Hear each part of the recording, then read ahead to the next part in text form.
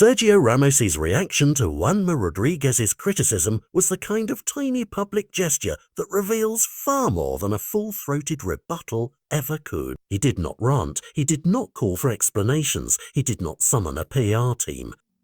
He simply tapped like on the very post that questioned his courage and the sincerity of his new artistic turn, a song titled Cibeles. In an era where every celebrity squabble explodes into weeks of headlines, that single click read like a carefully placed punctuation mark, ironic, disarming, and strategically opaque. To fans who expected a gladiator's roar, Ramos's calm felt like a deliberate choice to deny the theatre of outrage the oxygen it craves. This is not weakness, it is an alternative kind of strength, the ability to absorb provocation without escalating, to let criticism exist without letting it define you.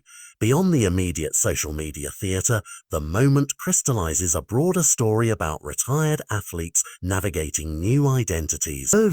Ramos has always been larger than the pitch, captain, warrior, institution. As he experiments with music, merchandise, and media appearances, each misstep invites a different kind of scrutiny. Are these ventures earnest reinventions or the vanity projects of a bygone star? Juanma's words were blunt. For some, the song's lyrics didn't match the image many hold of Ramos. For others, any attempt to cross creative boundaries deserves applause. When Ramos liked that critique, he offered no explanation, which forced the public to fill the gap. Some read it as irony, others as a wink, and a few as a passive-aggressive signal.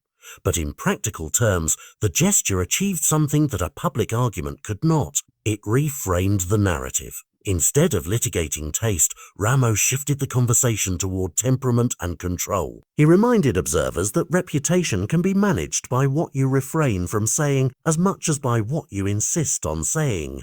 Clubs and commentators, always hungry for conflict, were left with a new puzzle: how to pass an icon who refuses to play by the usual rules of celebrity conflict. For younger players and public figures watching, the move is instructive. There is power in restraint and in converting potential scandal into a conversation about character.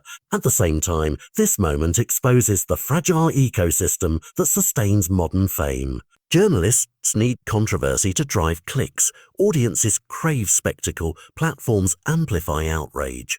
Ramos is like jabbed a small pin into that balloon, letting some air out without blowing up the room. Commercially, the decision is also savvy. Outrage tends to spike short-term attention but corrodes long-term goodwill. A mature, measured response can protect brand equity. Fans who value dignity and self-control will remember the quiet better than the scream. Yet this is also a gamble. Silence can look like indifference to those who expect stars to defend their honor aggressively. Older fans who idolize the warrior ethos might see the like as a retreat. Younger audiences might regard it as an astute reframing. Either way, the exchange will linger in media training classrooms and managerial briefings as a case study in celebrity risk management. Finally, there's a human element often overlooked in the spectacle, the person behind the public persona. Ramos's choice to avoid escalation could be read as emotional intelligence, a recognition that his life now includes projects beyond football and that controversy is an inevitable price of trying something new. Artists, athletes, and public figures who reinvent themselves must accept that transitions are messy. Some experiments will land, others will falter. What matters is not the fall but the recovery, not the headline but the pattern. By responding with a like, Ramos did not erase the criticism, but he changed its terms. He turned a potential feud into a teachable moment about reputation, restraint, currency of silence. Whether this quiet tactic will reshape how sports stars engage with critics remains to be seen.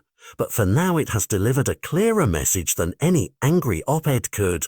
Influence sometimes lives in the small decisions, and the greatest comeback might be the one that never makes noise at all.